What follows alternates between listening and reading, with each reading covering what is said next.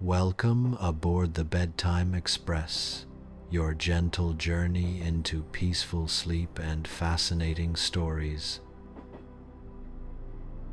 I'm your narrator for this evening's voyage through history.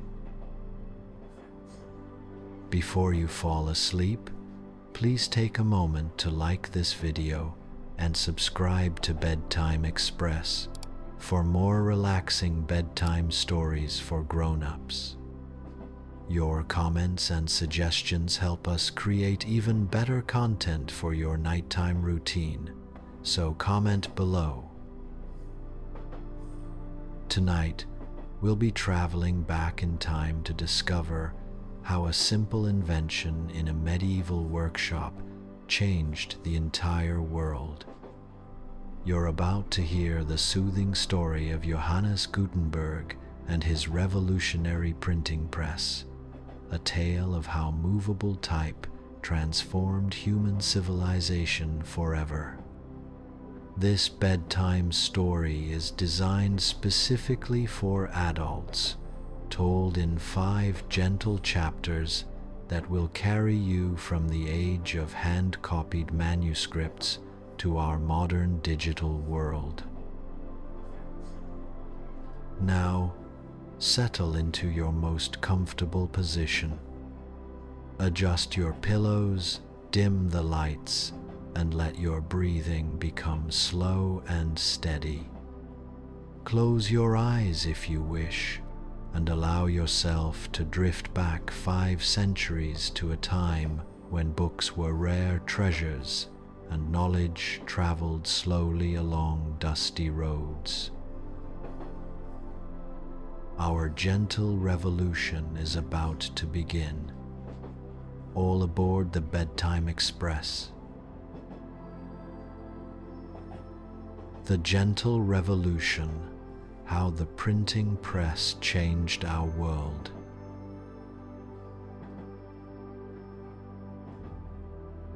Close your eyes and imagine a world wrapped in twilight, where knowledge moved as slowly as shadows across a sundial. Picture monasteries perched on distant hills, their candlelit windows flickering like stars against the velvet darkness of medieval nights. In these sacred halls, monks bent over wooden desks, their quill pens scratching softly against parchment, creating books one careful letter at a time. This was the world before Johannes Gutenberg's revolutionary machine, a world where books were as rare and precious as jewels. Each manuscript was a work of art, lovingly crafted by hand over months or even years. The scribes would begin their work at dawn, when the first light crept through narrow windows, and continue until their eyes grew weary in the dancing candlelight. Imagine the weight of a single book in those days, not just its physical mass, but the enormous effort it represented. Every page was a testament to human dedication, every word a small miracle of persistence.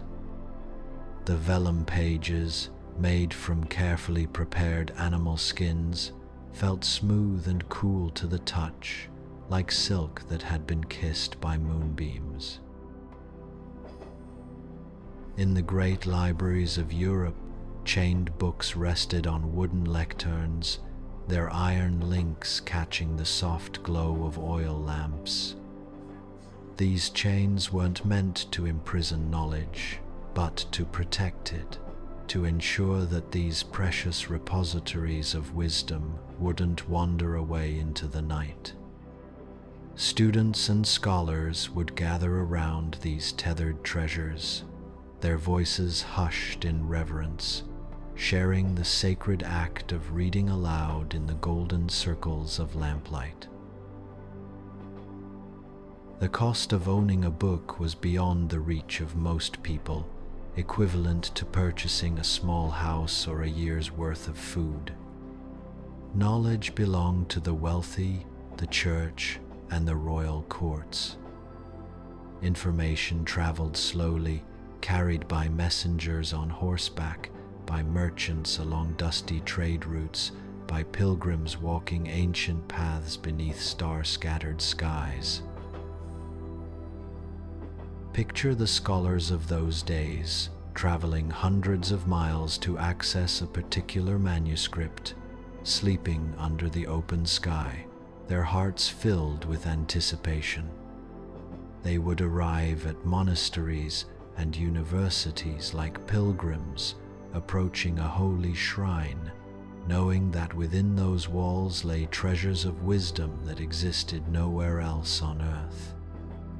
These seekers of knowledge would spend days or weeks copying passages by hand, their fingers growing ink-stained and weary, but their spirits soaring with each captured word.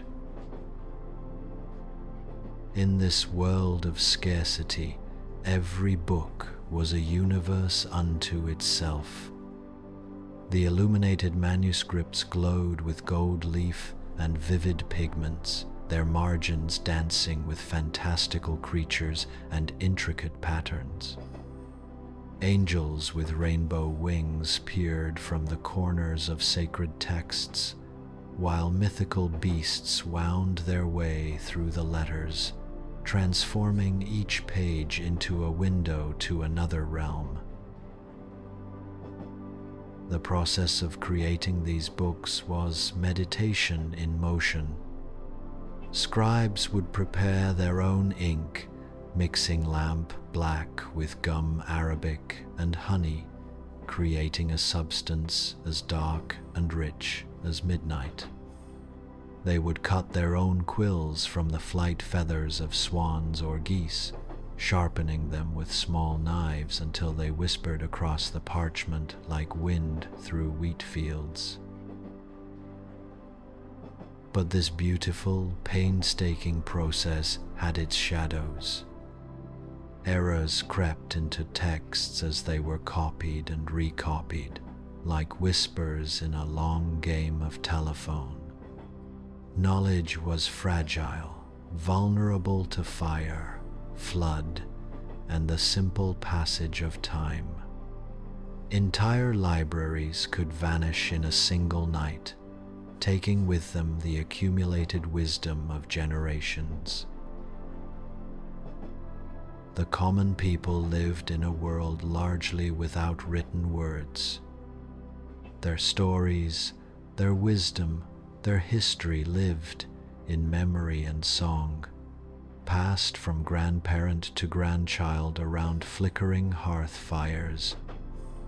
They navigated their world through oral tradition, through the rhythm of seasons and the patterns of stars, through the deep knowing that comes from living close to the earth. In the universities of Paris, Oxford, and Bologna, students gathered in dimly lit halls where a single master would read aloud from precious texts. The word lecture itself comes from the Latin lectare, meaning to read, because that's exactly what these early professors did. They read while their students listened and took notes on wax tablets or scraps of parchment. Knowledge flowed like honey, slowly and sweetly, from one mind to another, in an unbroken chain that stretched back through the centuries. The scribes themselves were artists and scholars, guardians of civilization's memory. They worked in silence, their world limited to the soft scratch of quill on parchment, the gentle turning of pages, the whispered prayers that began each day's work. Some specialized in particular scripts, the elegant Caroline minuscule, the elaborate Gothic black letter, the flowing italic hand that would later inspire Renaissance artists. In the Islamic world, The House of Wisdom in Baghdad had once been a beacon of learning, where scholars translated and preserved the works of ancient Greece and Rome. Though that golden age had passed, the tradition of hand-copied manuscripts continued in madrasas and libraries across the Islamic Empire, where calligraphers elevated the written word to high art, their flowing scripts dancing across the page like silk scarves in a gentle breeze. Chinese block printing had existed for centuries, creating beautiful impressions on silk and paper, but these techniques remained largely unknown in the West. The great ocean that separated the continents might as well have been filled with stars, so distant and mysterious did these innovations seem to European minds. Each culture treasured its own methods of preserving knowledge, like gardeners tending their own secret flowers. As the 14th century drew to a close and the 15th began to dawn, there was a stirring in the air, a sense that change was coming, like the first whisper of spring after a long winter. Trade routes were expanding, connecting distant cities in webs of commerce and communication. The Renaissance was beginning to bloom in Italian city-states, where wealthy merchants and noble families were rediscovering the classics and commissioning new works of art and literature. But still, books remained rare and precious, available only to the privileged few who could afford their extraordinary cost. The vast majority of humanity lived in a world where written knowledge was as distant as the stars, beautiful to contemplate but impossible to touch. They couldn't have imagined that in a small workshop in Mainz, Germany, a goldsmith named Johannes Gutenberg was about to change everything, to crack open the gates that had kept knowledge locked away for millennia. The world held its breath, though it didn't know it yet, waiting for the gentle revolution that would transform human civilization forever. In monasteries and universities, in royal courts and merchant houses, scribes continued their patient work, unaware that they were the last guardians of an age that was about to pass away like morning mist before the rising Sunday.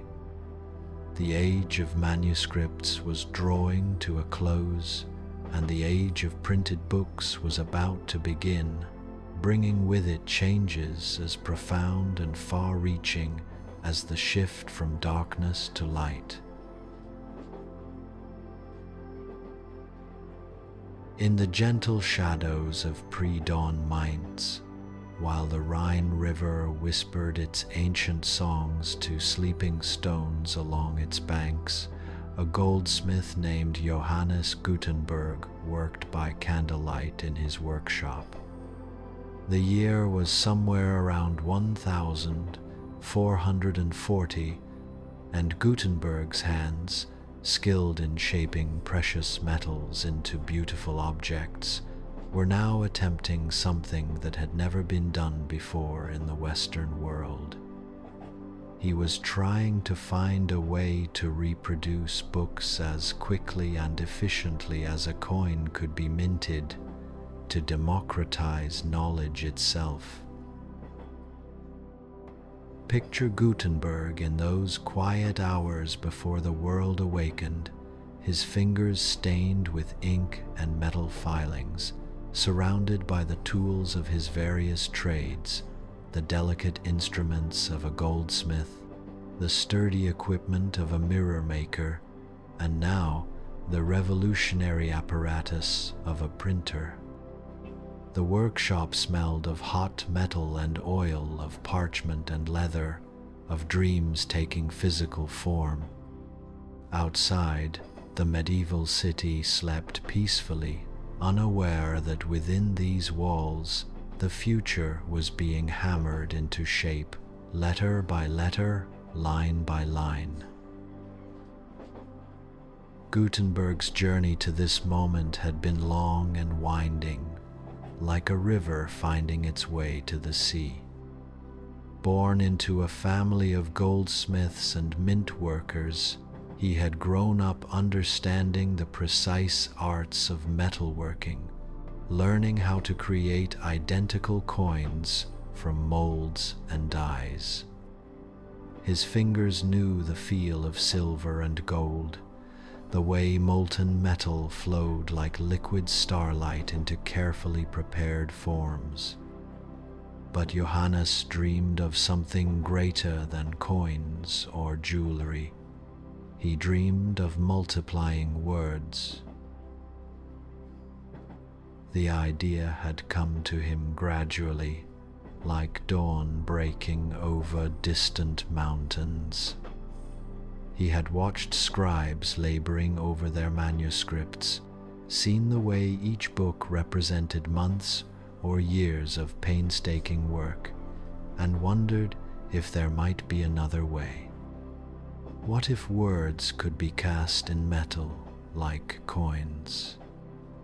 What if pages could be printed as many times as needed, each one identical to the last? His first experiments were with individual letters, each one carved backwards in relief, so that when pressed into paper, it would appear correct. He started with wood, as the Chinese and Koreans had done centuries before, but wood was soft and wore out quickly. Then he began working with metal, using his goldsmith skills to create letters that would last for thousands of impressions. The breakthrough came when Gutenberg realized that he could create individual, reusable letters, movable type.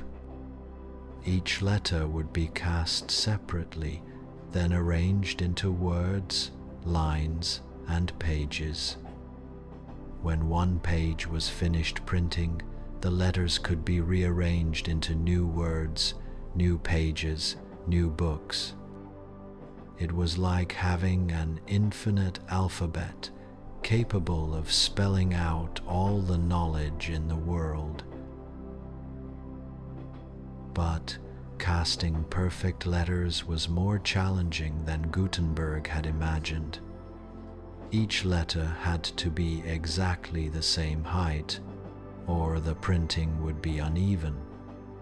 The metal had to be hard enough to withstand repeated pressings, but soft enough to take fine impressions.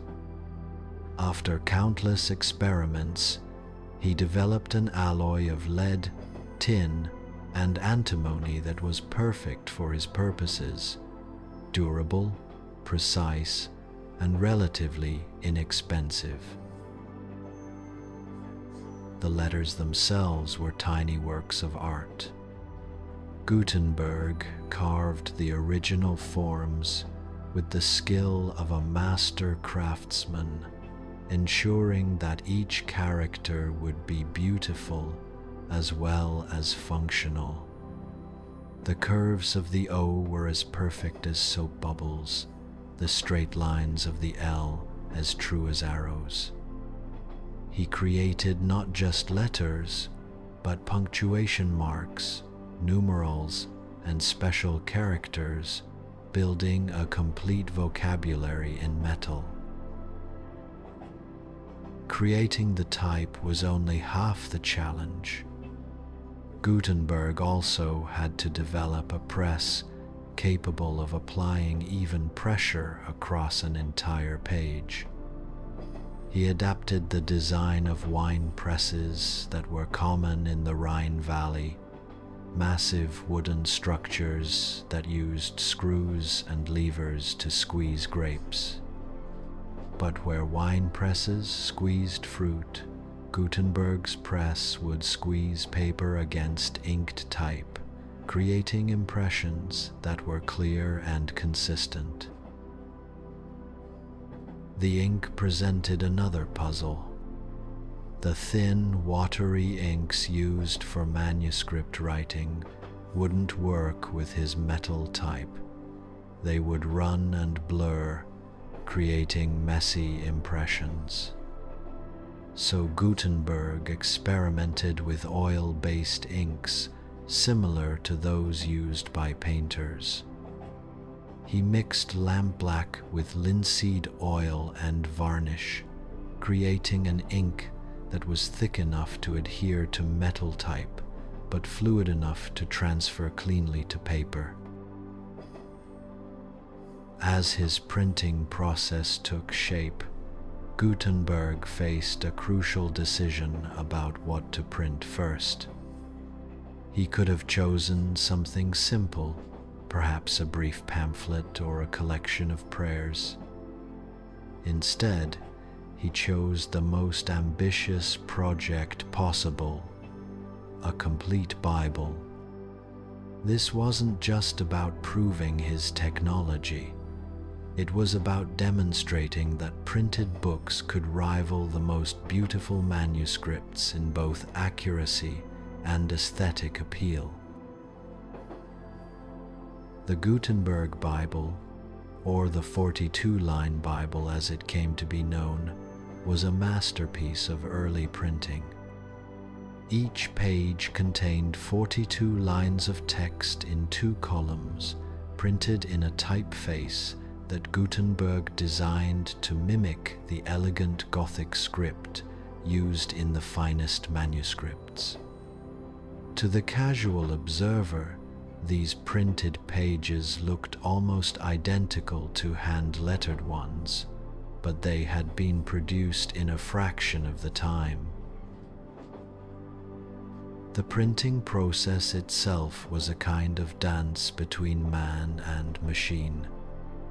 First, the compositor would select individual letters from typecases, arranging them into words and lines on a composing stick.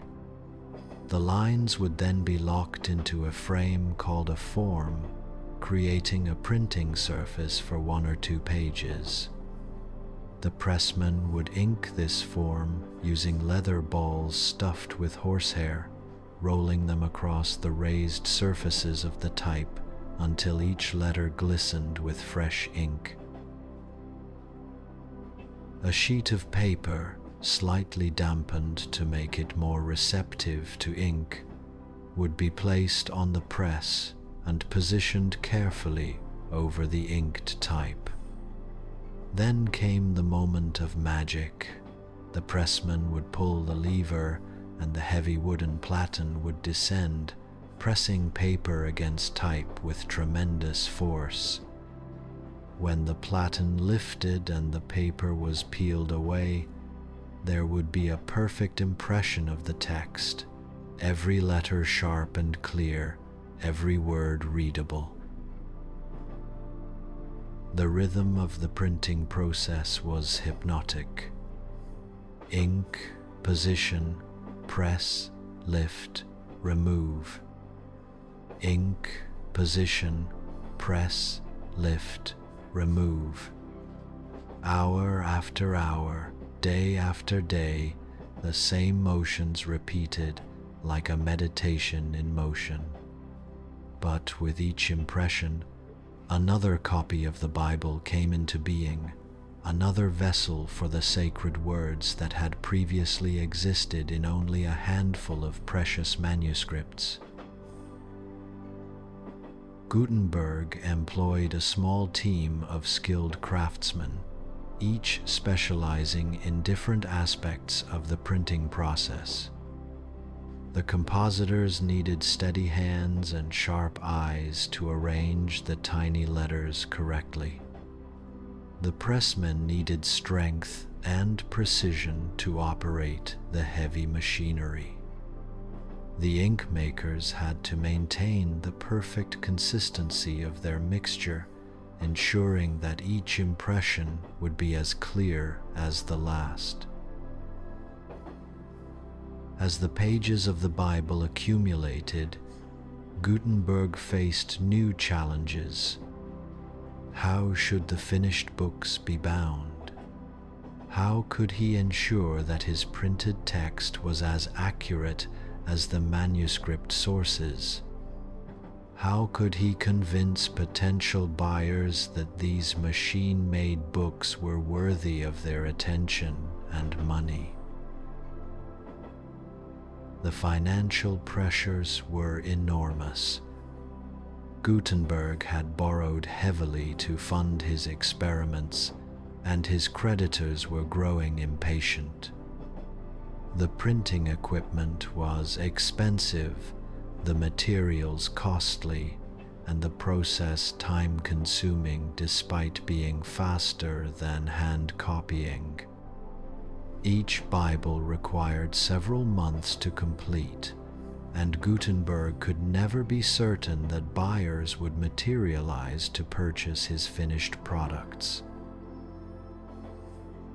But as the first printed Bibles began to emerge from his workshop, something magical happened. Word spread through Mainz and beyond about the goldsmith who could create books without scribes. Scholars and clergy came to see these mechanical marvels, running their fingers over pages that felt familiar yet revolutionary. The text was as accurate as any manuscript, but the consistency was unprecedented.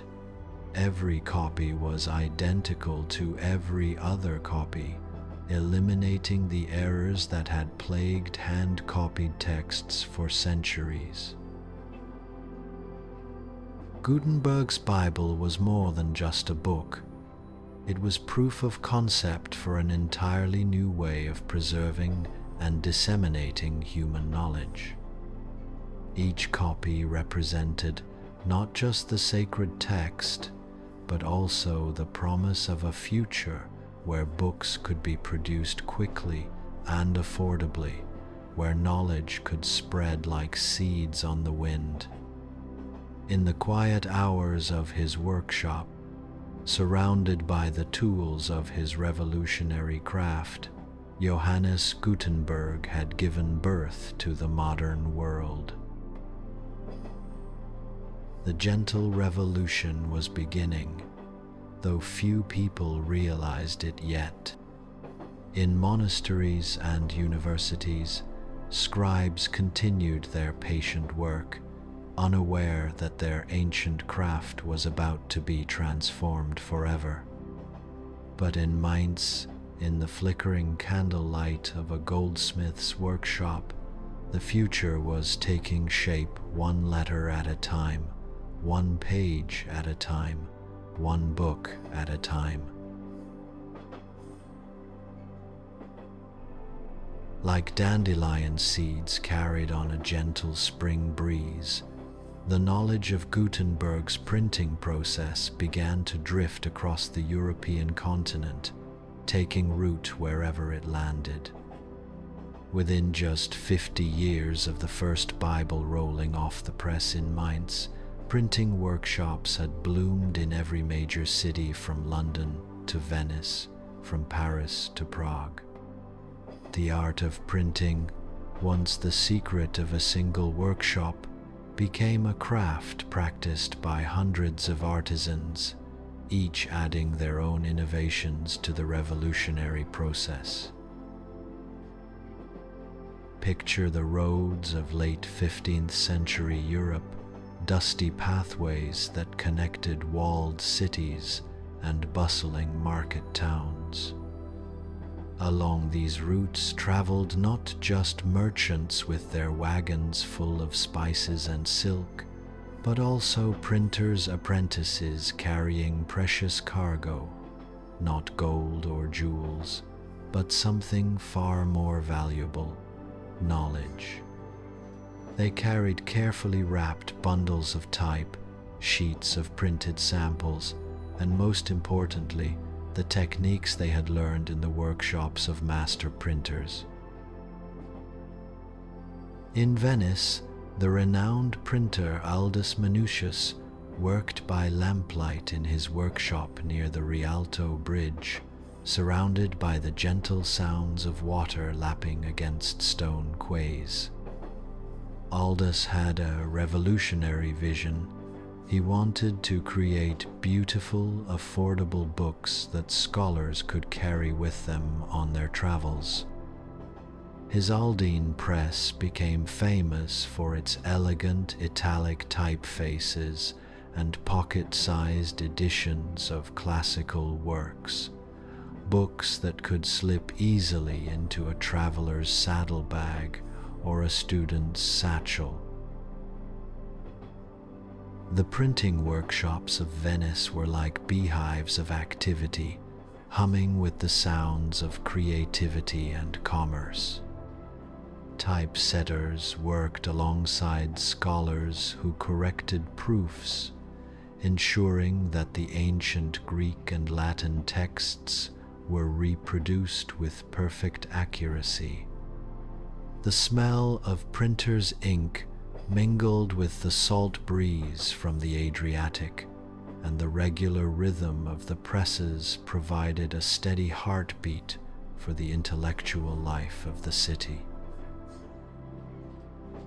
Meanwhile, in Paris, printer publishers like Antoine Verard were discovering that the new technology could produce not just books, but beautiful illustrated works that rivaled the finest illuminated manuscripts.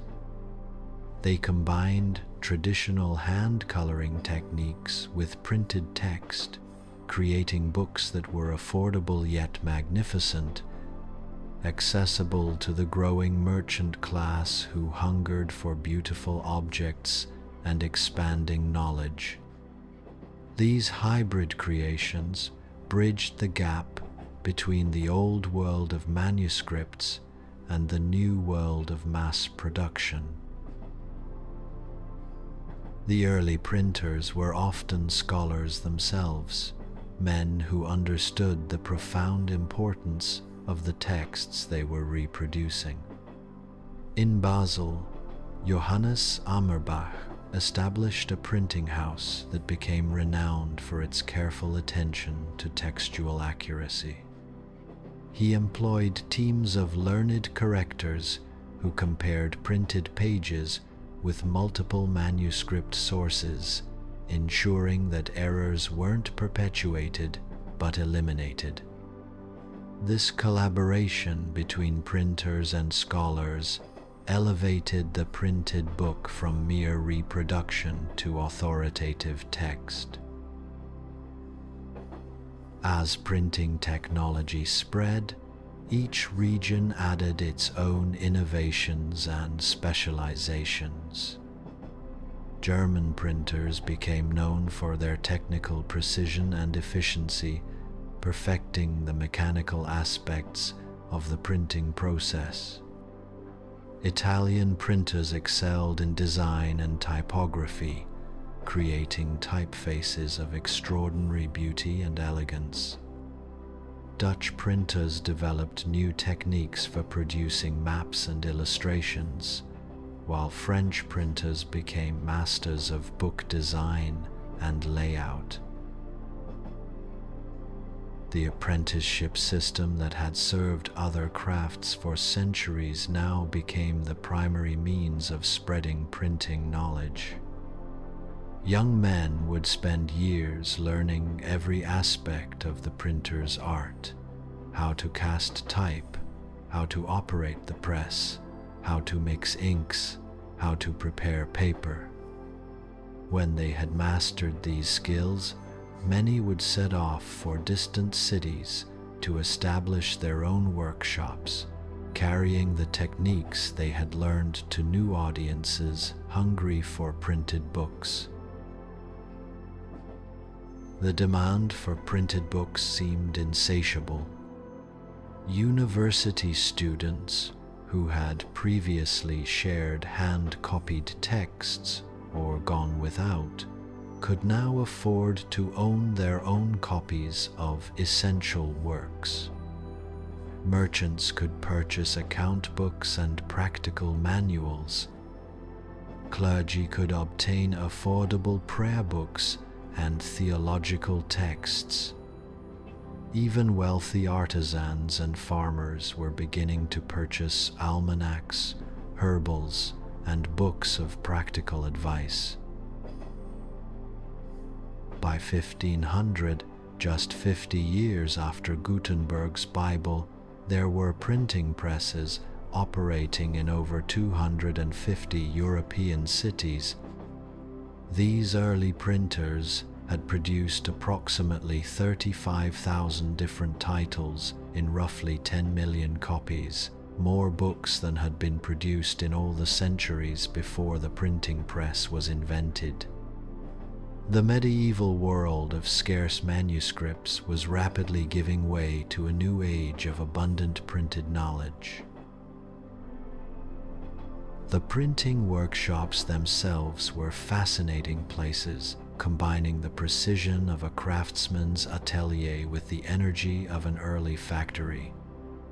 In the largest establishments, dozens of workers labored at different tasks, some casting type, others setting it into forms, still others operating the presses or binding finished books.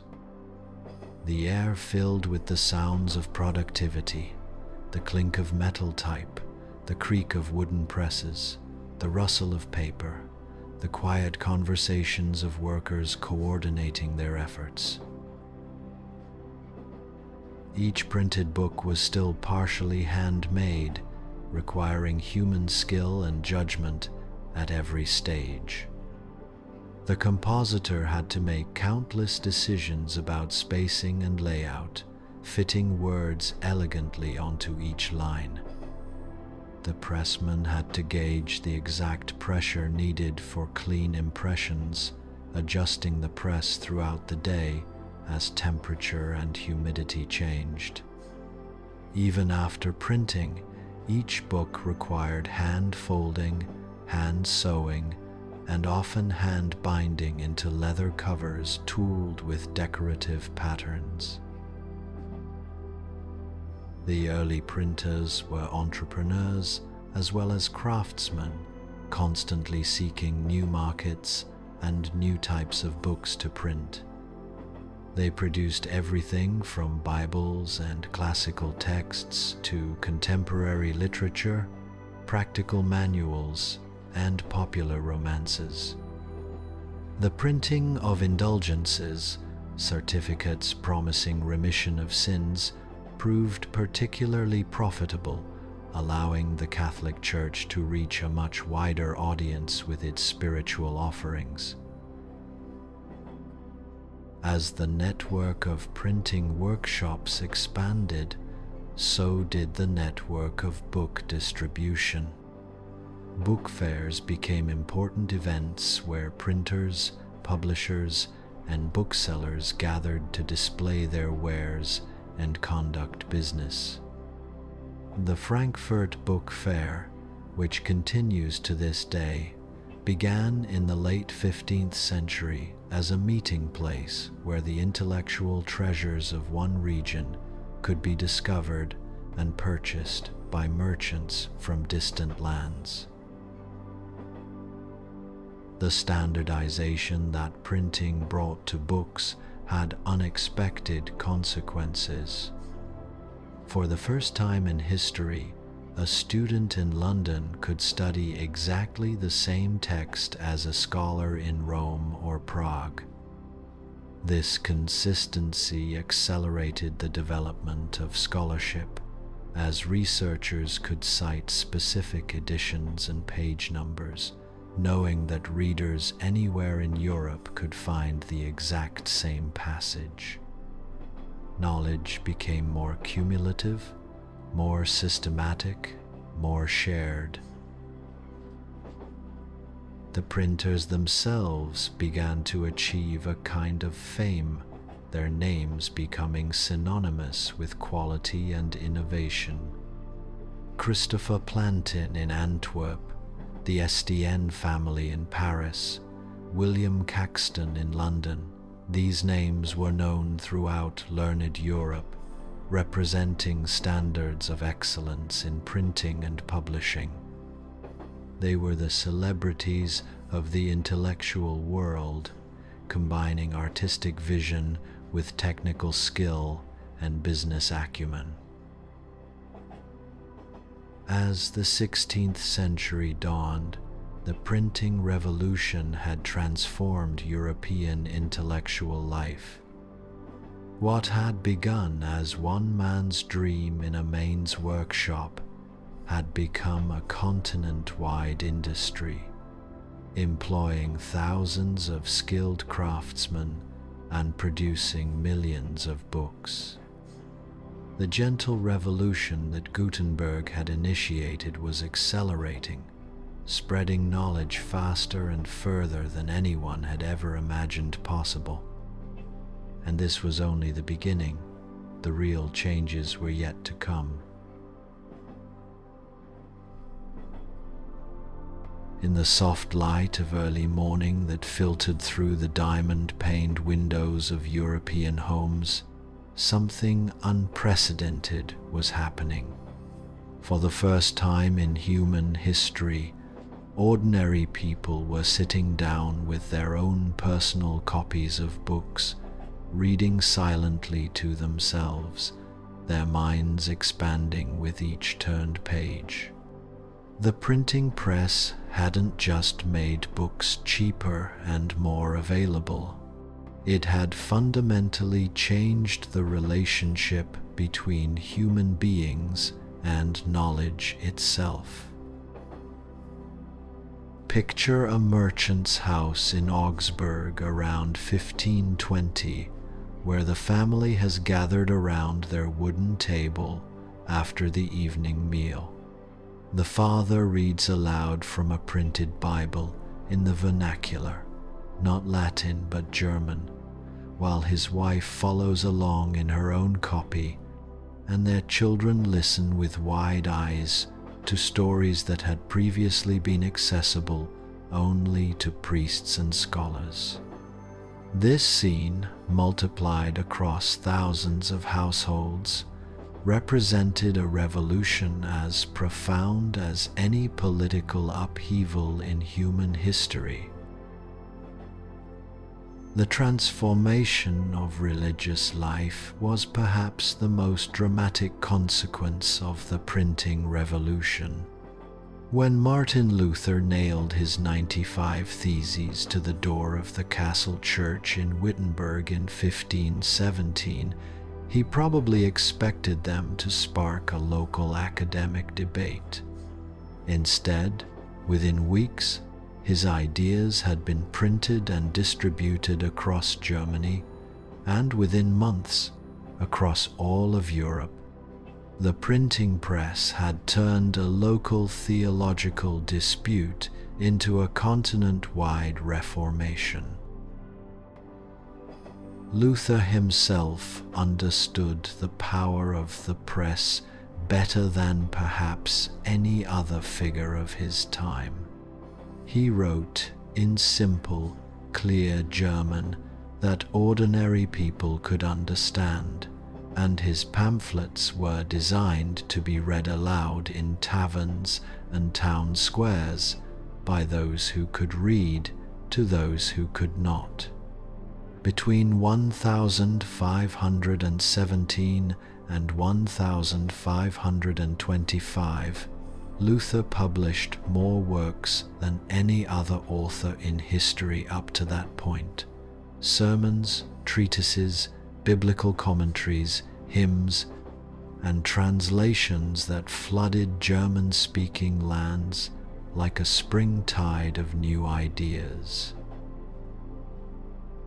The Catholic Church, initially slow to recognize the threat posed by printed Protestant literature, eventually responded with its own publishing campaign.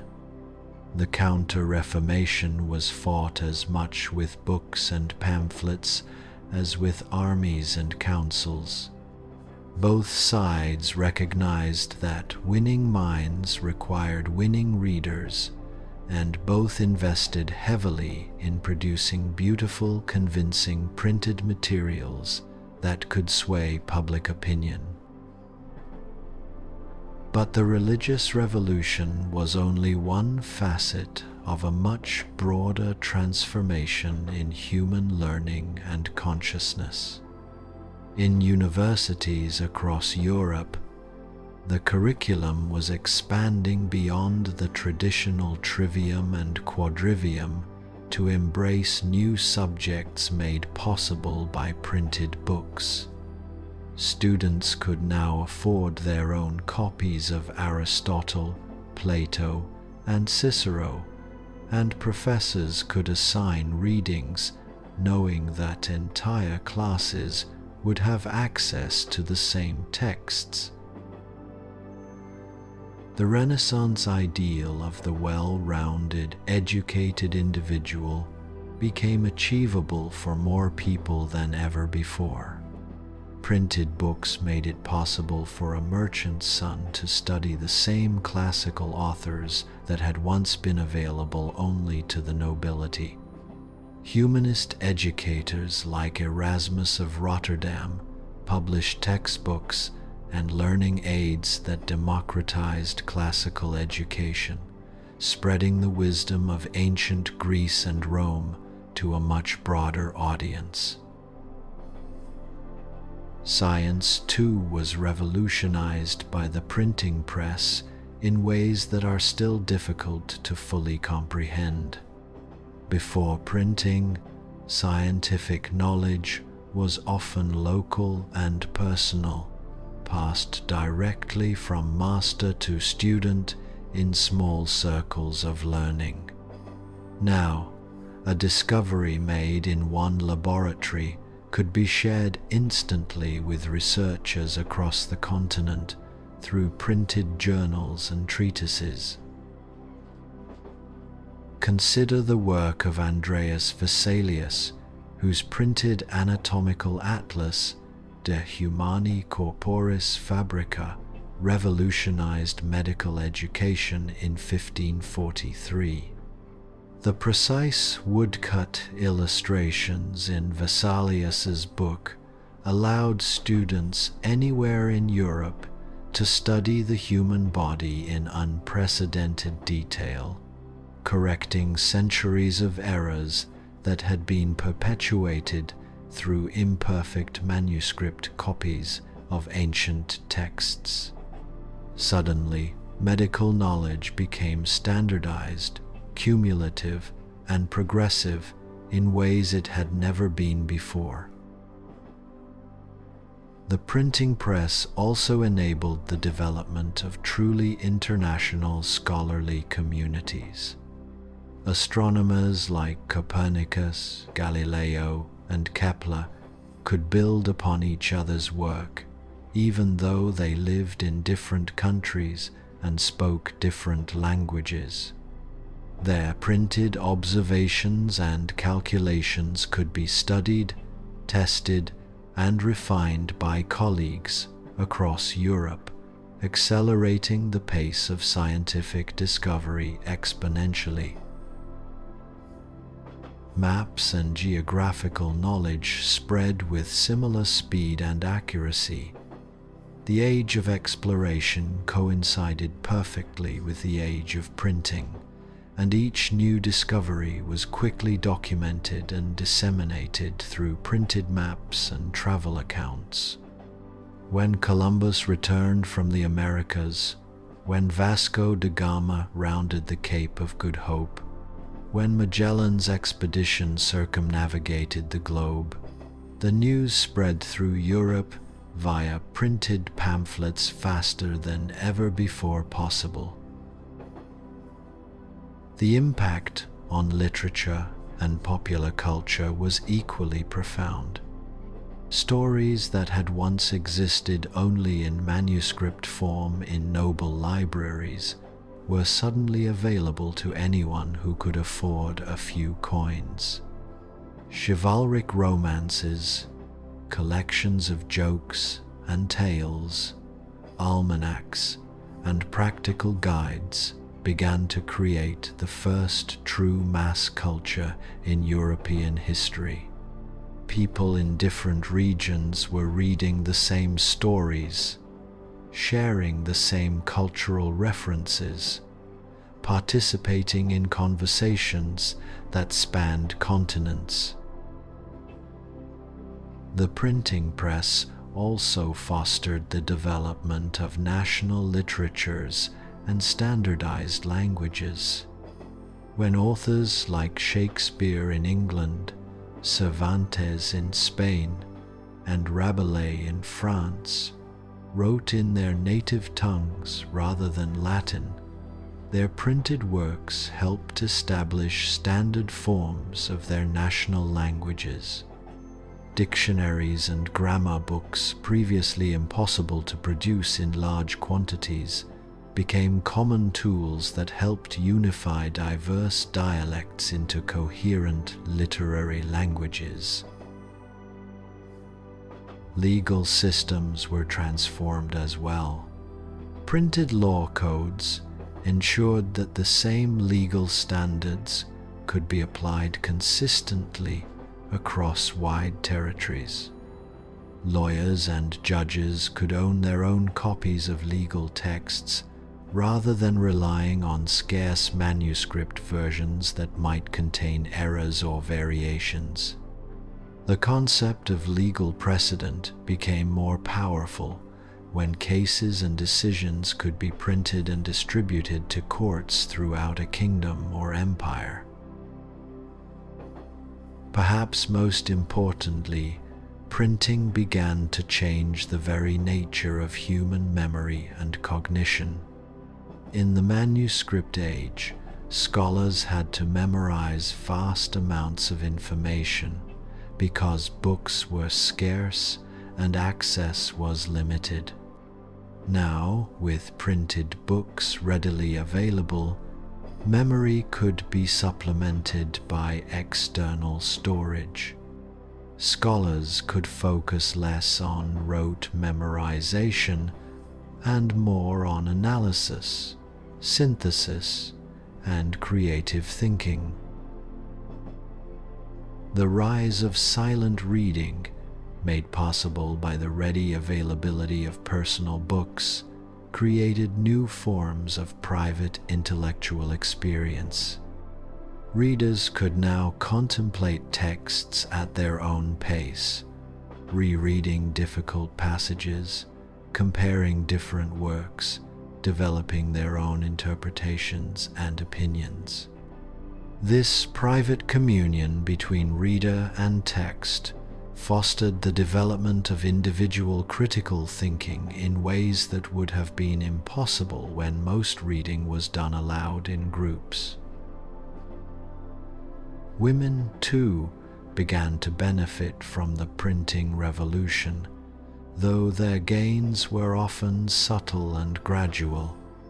While formal education remained largely closed to them, printed books in the vernacular languages allowed women to educate themselves in the privacy of their homes. Devotional works, practical guides for household management, and even works of literature became accessible to literate women, creating the foundation for later movements towards gender equality in education and society. The printing press also enabled the preservation and standardization of traditional knowledge that might otherwise have been lost. Folk remedies, craft techniques, local histories, and cultural traditions were collected and printed in books that could survive the death of their original practitioners. What had once been ephemeral knowledge, passed down through oral tradition, now became permanent records that could be consulted by future generations. Economic life was transformed as merchants gained access to printed manuals on accounting, trade practices, and commercial law. The famous Merchant Handbook by Luca Pacioli, which introduced double-entry bookkeeping to a wide audience, revolutionized business practices across Europe. Printed price lists and trade catalogs made it possible for merchants in distant cities to conduct business more efficiently, contributing to the growth of international commerce that would define the early modern world. The concept of authorship itself was revolutionized by printing. In the manuscript age, texts were often anonymous or pseudonymous, copied and recopied, with additions and modifications by each scribe. Printing created the possibility of fixed, authoritative texts associated with specific authors, leading to new concepts of intellectual property and creative ownership. Writers could now reach audiences far beyond their immediate circle, and successful authors could achieve fame and financial independence through their printed works. Educational institutions adapted to the new reality of abundant books by developing new pedagogical methods. Teachers could now assume that students had access to primary sources, allowing classroom time to be devoted to discussion and analysis rather than dictation. The lecture, which had originally meant simply reading a text aloud, evolved into a more interactive form of instruction that assumed students had already read the assigned materials on their own. Libraries, those ancient repositories of manuscript treasures, began to transform into something recognizable to modern eyes. Instead of a few dozen chained books, libraries could now house thousands of printed volumes, organized systematically and available for consultation by scholars and students. The development of library catalogs, made possible by the consistency of printed editions, allowed researchers to locate specific information more efficiently than ever before. The printing revolution also had unexpected political consequences. Kings and emperors found it increasingly difficult to control the flow of information when books and pamphlets could be printed quickly and cheaply in any town with a printing press. Ideas about political reform, religious change, and social justice could spread faster than authorities could suppress them, contributing to the political upheavals that would characterize the early modern period. News itself became a commodity that could be packaged and sold. The first printed newspapers began to appear in the early 17th century, creating an informed public that could follow political events, military campaigns, and commercial developments across Europe.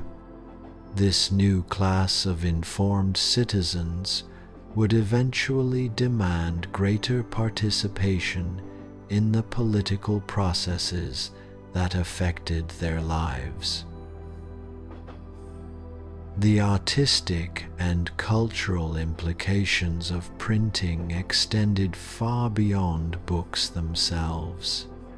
Printed music made it possible for composers to reach audiences throughout Europe, contributing to the development of international musical styles and the careers of virtuoso performers who could carry the same repertoire from city to city.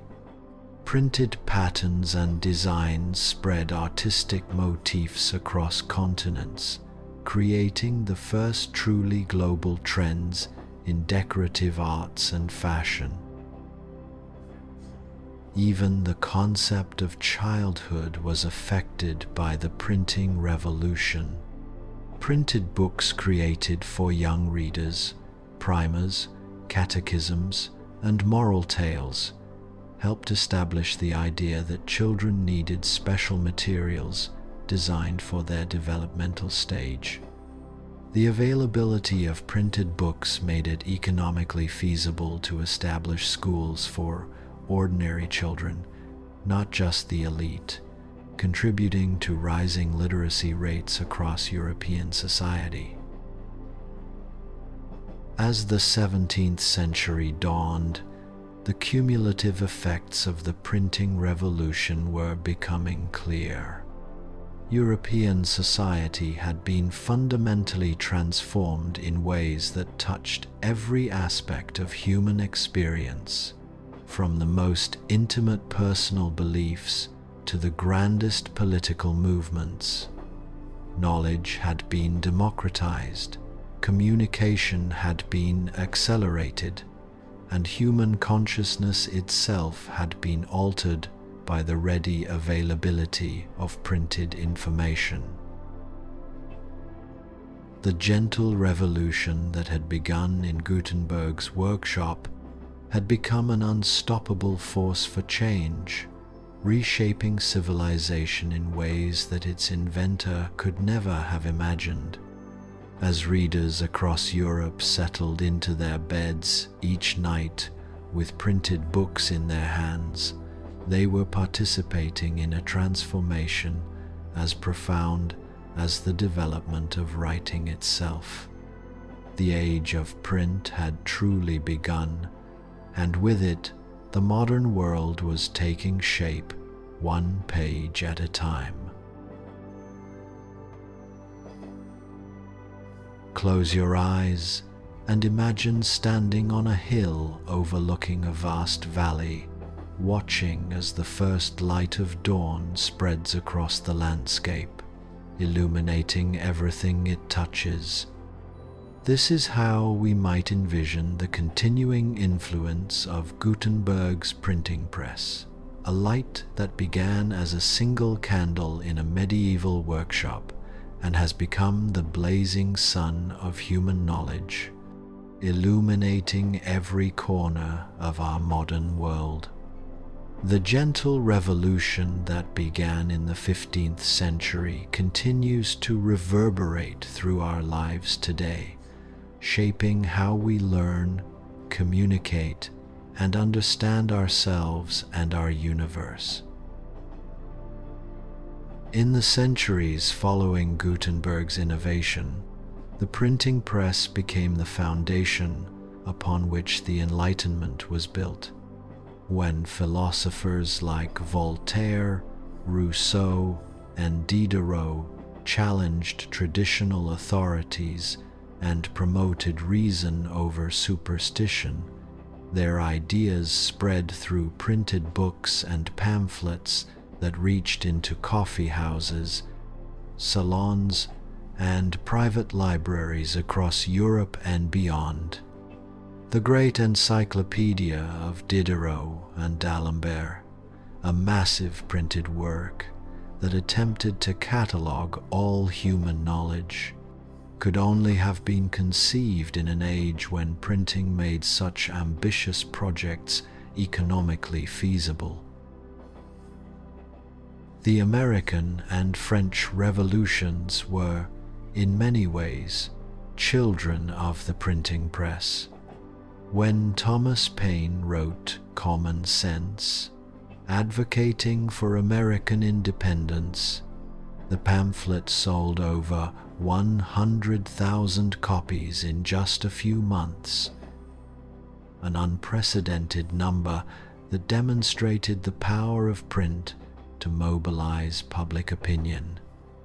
The Declaration of Independence, the Constitution, and the Bill of Rights were all products of a print-literate society where ideas could be debated, refined, and disseminated through newspapers, pamphlets, and broadsides.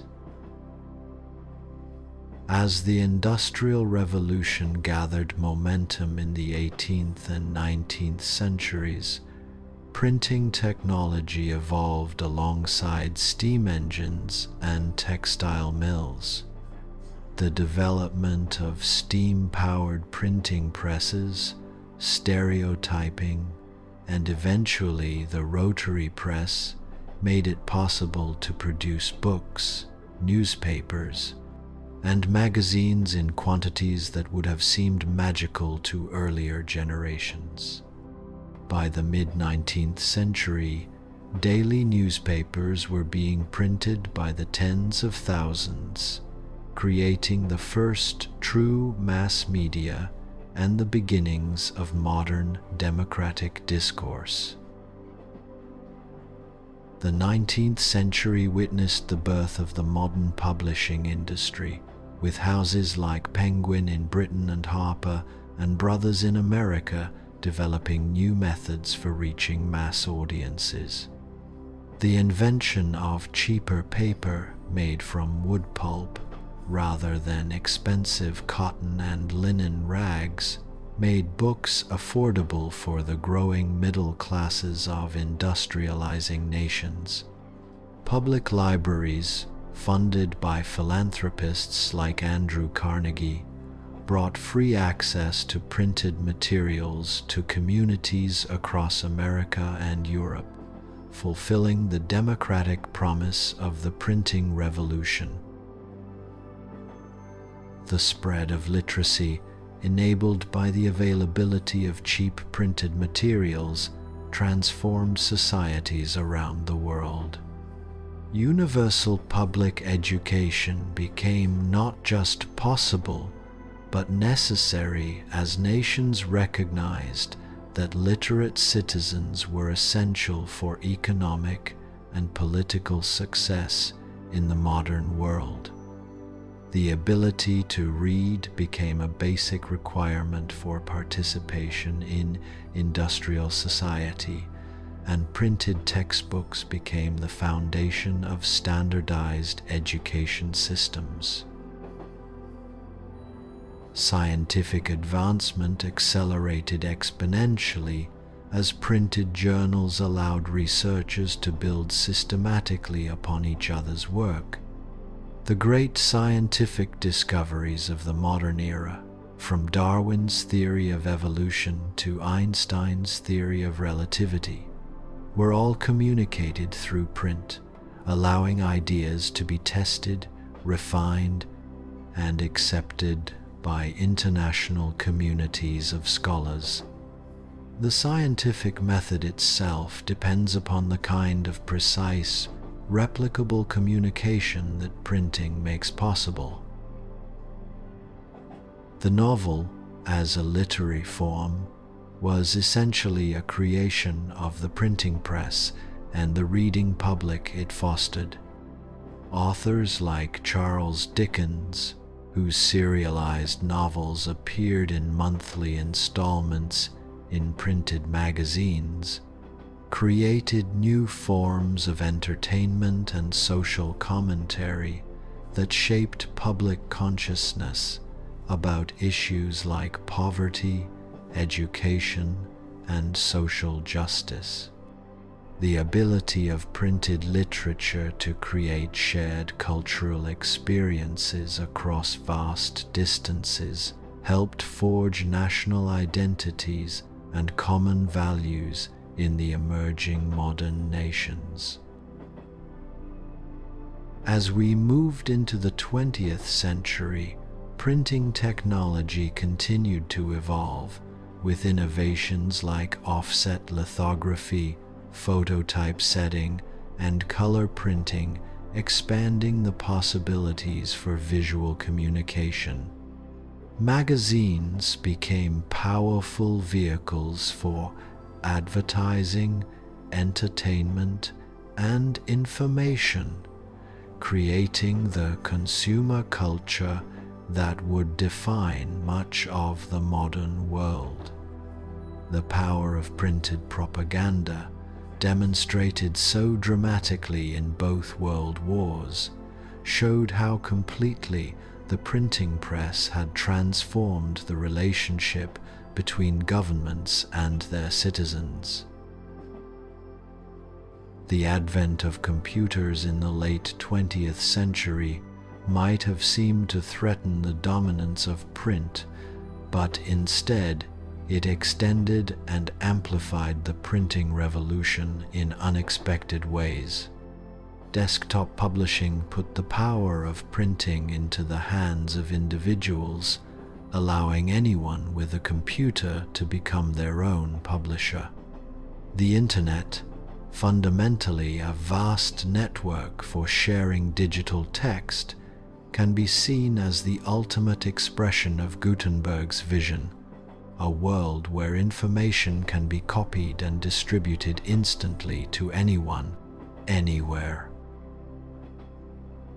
E-books and digital publishing have transformed how we consume printed content, but the underlying principles remain the same as those pioneered by Gutenberg 5 centuries ago. Whether we're reading on paper or on screens, we're still experiencing the same democratization of knowledge that began when the first printed Bible rolled off the press in Mainz. The formats have evolved, but the fundamental revolution, making knowledge accessible to everyone, continues to shape our world. Today, as you settle into sleep with perhaps a printed book in your hands or an e-reader on your bedside table, you're participating in a tradition that stretches back over 500 years. The quiet act of reading silently to yourself, which seems so natural and normal, was once revolutionary, a new way of engaging with ideas that transformed human consciousness. Every time you read, you're connected to that long chain of readers, stretching back to the first customers who purchased Gutenberg Bibles in the 1,450 seconds. The challenges we face in our information-rich age, concerns about fake news, information overload, and digital literacy are in many ways the same challenges that European society faced when printing first made information widely available. Just as our ancestors had to learn to evaluate printed sources and think critically about what they read, we too must develop the skills needed to navigate our complex information landscape. The printing revolution didn't solve all problems. It simply gave us better tools for addressing them. In developing nations around the world, the spread of literacy and printed materials continues to transform societies just as it did in Europe centuries ago. Every new library, every school textbook, every newspaper and magazine represents a continuation of the gentle revolution that Gutenberg began. The democratization of knowledge remains one of the most powerful forces for positive change in the world, lifting people out of poverty and ignorance just as it did for European societies in the early modern period. The printing press also established patterns of technological innovation that continue to shape how we develop and adopt new forms of communication. Just as printing disrupted the manuscript industry, digital technologies are disrupting traditional print industries. But rather than destroying what came before, each new technology builds upon and extends the fundamental human desire to share knowledge and stories that printing first made possible on a mass scale. As we look toward the future, we can see that the principles pioneered by Gutenberg continue to evolve. Three-dimensional printing is beginning to allow us to reproduce not just text and images, but physical objects themselves. Artificial intelligence is helping us process and organize vast amounts of printed and digital information in ways that would have seemed magical to earlier generations. Yet these innovations are all extensions of the same basic insight that drove Gutenberg: that knowledge becomes more powerful when it can be efficiently reproduced and widely shared. The environmental challenges posed by paper production and printing have led to new innovations in sustainable publishing, from recycled paper to digital alternatives.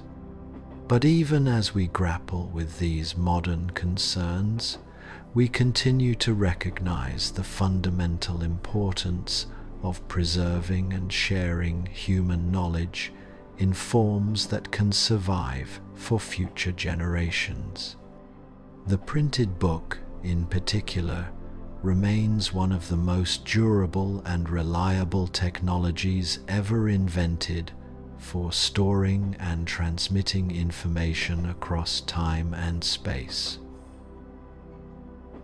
In schools around the world, children still learn to read from printed primers, just as their ancestors did centuries ago. The act of learning to decode printed symbols and transform them into meaning remains one of the most profound intellectual achievements of human life. Each child who learns to read is experiencing a personal version of the same revolution that transformed European society in the 15th and 16th centuries. The great libraries of the world, from the Library of Congress to the British Library to countless local libraries in small towns and cities, stand as monuments to the printing revolution and its ongoing impact. These repositories of printed knowledge represent humanity's greatest achievement: the preservation and organization of our collective wisdom, available to anyone who walks through their doors. They are the cathedrals of the modern world, sacred spaces devoted to the free exchange of ideas. As we prepare for sleep on this gentle evening, surrounded by the quiet presence of books and the warm glow of reading lights, we can appreciate how completely the printing revolution has shaped our world. The democracy we cherish, the science that improves our lives, the literature that entertains and enlightens us, the education that expands our horizons. All of these depend upon the fundamental innovation that Johannes Gutenberg pioneered in his workshop so long ago. The gentle revolution continues, as quiet and persistent as the turning of pages, as powerful and transformative as the first light of dawn. In every book published, every newspaper printed, every digital text shared, the spirit of Gutenberg's innovation lives on. The printing press didn't just change how we make books. It changed what it means to be human, in a world where knowledge can be shared freely and widely. And so, as you close your eyes and drift towards sleep, perhaps with the scent of printed pages in the air and the weight of a book resting gently beside you, remember that you are part of this continuing story. You are connected to every reader who has ever opened a book, to every writer who has ever seen their words in print, to every inventor who has ever improved upon Gutenberg's original design. The gentle revolution that began with movable type continues in your mind and heart, carrying forward the endless human desire to learn, to share, and to grow through the magical transformation of symbols into meaning, of ink into understanding, of printing into the infinite possibilities of human knowledge. Sweet dreams, dear reader, and may your rest be filled with the gentle echoes of turning pages and the quiet satisfaction of stories well told and knowledge freely shared. The printing press gave us the world we live in today, and tomorrow we will wake to continue writing its next chapter. But before we close this gentle tale, let us linger a moment longer in the twilight between waking and sleeping, and consider the deeper mysteries of this revolution that continues to unfold around us. For the story of the printing press is not merely about technology or commerce or politics. It is ultimately a story about the human soul and its endless hunger for connection, understanding, and transcendence. Think of the countless individuals whose lives were quietly transformed by the availability of printed books. The young woman in a German village who learned to read from a printed prayer book and discovered that she could commune directly with the divine. The merchant's son in Florence who found in printed books the inspiration to become an artist, a scientist, or a philosopher. The farmer in England who purchased an almanac and learned to predict the weather, to understand the movement of stars, to see himself as part of a vast cosmic order. Each printed book was like a seed planted in the garden of human consciousness, growing into ideas and dreams that would have been impossible in the age of scarce manuscripts. The printing press didn't just reproduce text, it multiplied possibilities, creating pathways for human development that had never existed before. Every book was a doorway, every page an invitation to step into new worlds of understanding and imagination. Consider the profound intimacy of the act of reading, made possible by the abundance of printed books. When we read silently to ourselves, we enter into a private conversation with minds across time and space. We can commune with Shakespeare in our living rooms, debate with Aristotle in our gardens, travel with Marco Polo from the comfort of our beds.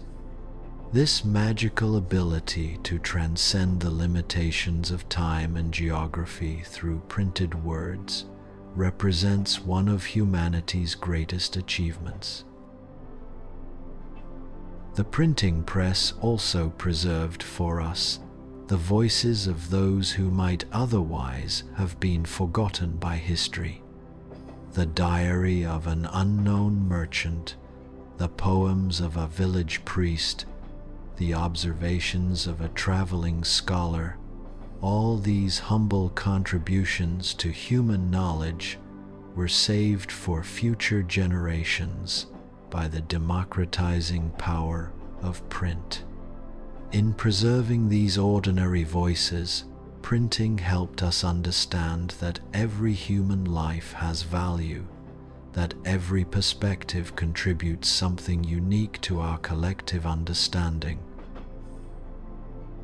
As we drift towards sleep on this peaceful evening, we might reflect on the books that have shaped our own lives, the childhood storybook that first awakened our love of reading, the textbook that opened our eyes to new fields of knowledge, the novel that helped us understand ourselves and others more deeply. Each of these books is part of an unbroken chain, stretching back to those first printed pages in Gutenberg's workshop, connecting us to the grand human project of preserving and sharing wisdom across the generations. The physical sensation of holding a book in our hands connects us to countless readers throughout history who have experienced the same simple pleasure. The weight of the paper, the texture of the binding, the whisper of pages turning, these sensory experiences link us to the craftsmen who made the books, the authors who wrote them, and the readers who treasured them. In an age of digital communication, there is something deeply comforting about this tangible connection to the past. But let us not forget that the digital revolution is itself a continuation of the printing revolution, not its replacement. When we read an e-book on a tablet, when we share an article on social media, when we search for information online, we are participating in the same fundamental human activity that began when the first printed books made knowledge widely accessible. The medium may have evolved, but the essential purpose remains the same: to share human knowledge and experience as broadly as possible. The challenges we face in our information-rich age, learning to distinguish reliable sources from unreliable ones, developing the critical thinking skills needed to evaluate complex arguments, finding ways to focus our attention in a world of infinite distractions. These are the same challenges that faced our ancestors when printed books first began to multiply the sources of information available to ordinary people. The solutions they developed, education, libraries, scholarly institutions, professional journalism, remain relevant today, even as they continue to evolve. As we prepare to rest, we might consider the books waiting on our bedside tables, on our shelves, in our libraries and bookstores. Each one represents not just information or entertainment, but a connection to the vast network of human knowledge and creativity that the printing press made possible. When we pick up a book tomorrow, we will be participating in one of humanity's most ancient and essential activities, the sharing of stories, wisdom, and understanding across the boundaries that usually separate us. The gentle revolution that began in Johannes Gutenberg's workshop continues in every act of reading, every moment of learning, every instance when knowledge is shared freely and generously. It continues in the teacher who distributes printed materials to students, in the librarian who recommends a book to a patron, in the parent who reads a bedtime story to a child. It continues in the scientist who publishes research findings, in the journalist who reports important news, in the novelist who illuminates the human condition through the magic of printed words. The printing press taught us that knowledge belongs not to the few but to the many, not to the powerful but to anyone who seeks to learn and grow. This fundamental insight continues to inspire movements for education, literacy, and intellectual freedom around the world. Every time someone learns to read, every time a new book is published, every time information is shared freely across cultural and national boundaries, the spirit of Gutenberg's innovation lives on. In the quiet of this evening, as we prepare to surrender to sleep and dreams, we can feel grateful for all the unknown hands that have contributed to the world of books that surrounds us. The typesetters and printers, the editors and proofreaders, the booksellers and librarians, the authors and illustrators, all these dedicated souls have worked to ensure that human knowledge and creativity could be preserved and shared across time and space. We are the beneficiaries of their countless hours of careful, patient labor. The story of the printing press reminds us that the most profound revolutions are often the quietest ones.